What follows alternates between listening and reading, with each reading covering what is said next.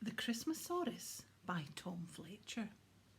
You're about to have an adventure with a boy called William Trundle, his dad, Mr. Bob Trundle, Santa, lots of elves, Brenda Payne, the meanest girl in the school, possibly the world, a very nasty piece of work called Hunter and his dog Growler, and of course a dinosaur called Christmasaurus.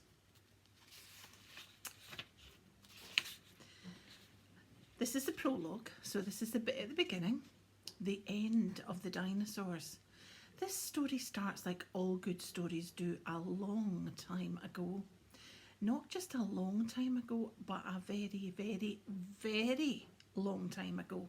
Squillions of years ago, in fact, long before your granny and your granddad were born. Before there were any human beings at all, before cars, aeroplanes, even before there was the internet, there was something even better. Dinosaurs. Dinosaurs were the most awesome creatures ever to walk the planet. There were lots of them, and they came in all shapes and sizes.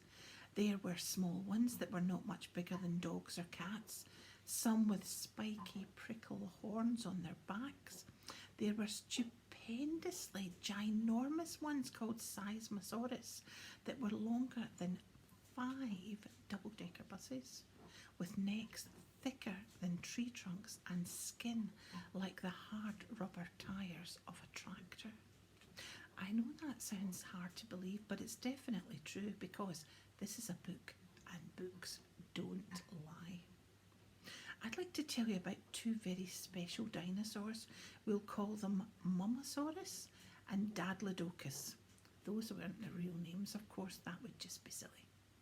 Mummosaurus and Dadlodocus had been out all day in the hot heat of the prehistoric sun and were returning home to their tidy little nest. But what they found in its place was something horrendously horrible. An almighty pile of rocks, bones and dust.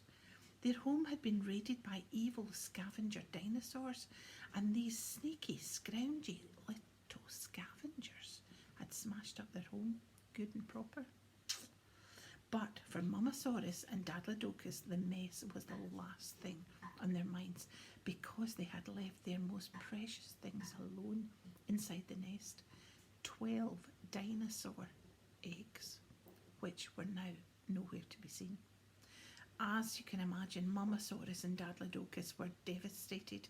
They stood in the wreckage of their nest, weeping and roaring for a very long time, until the sun went down and the moon and stars filled the sky above the jungle. That night a light breeze was blowing through the enormous trees, and a sliver of silvery moonlight found its way to the remains of the nest. Suddenly, something caught Dadlodocus' eye. Something smooth and shiny was reflecting a moonbeam from under a pile of bones and mud. He quickly and gently lifted the rocks and rubble, and there it was, gleaming, perfectly unharmed in the moonlight. It was their one last egg. How this one and only egg had escaped the hungry scavenger's rampage was a mystery. Perhaps their greedy tummies were full up, or maybe this egg had rolled out of sight when they were smashing and crushing the others. Whatever the reason, all that mattered was that Mummosaurus and Dadlodocus had one egg left. The tiny dinosaur that was curled up safely inside that egg became the most important thing in the world to them, and they weren't going to let anything bad happen to it ever again. But something bad was about to happen, something that would change the world forever. Something big, something astronomically, intergalactically, outer spacey, wacy, big. The pearly moonlight that blanketed this dinosaur's broken nest suddenly seemed to turn yellow. Then the yellow turned orange, and then to hot, fiery red. Mummosaurus and Dadlodocus peeped out from their home, staring in disbelief. It was as though the moon itself was on fire. As they watched, The whole sky turned into a violent firework display of whizzing hot rocks and shooting stars, and not the kind of shooting stars that you and I know, which swoosh prettily over the sky like beautiful little scratches of light in space. These ones didn't look swoosh at all. These ones smashed straight down like red hot thunderbolts that exploded into thousands of fireballs as they hit the earth. Panic and chaos consumed the jungle. Flaming trees were uprooted by the huge 5 double-decker sized dinosaurs, and smaller dinosaurs were squished and trampled. The night sky was brighter than the lightest day, and the moon felt hotter than the midday sun. But there was only one thing on Mamasaurus and Dadlodocus's mind: protecting their egg. They had to get their egg to safety, so they ran. They ran as fast as their dinosaur feet could carry them, desperately clinging on to that last treasured egg.